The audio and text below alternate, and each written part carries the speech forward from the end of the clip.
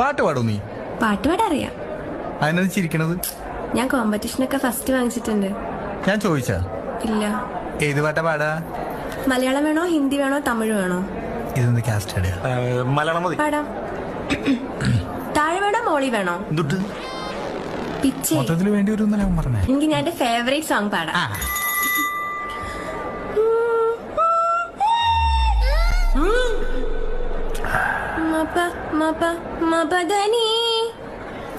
പാടാം. പാടാവേ. പാടിക്കോ. രാത്രി ശുഭരാത്രി, ഇനി എന്നും ശിവരാത്രി, ജന്മം പുനർജന്മം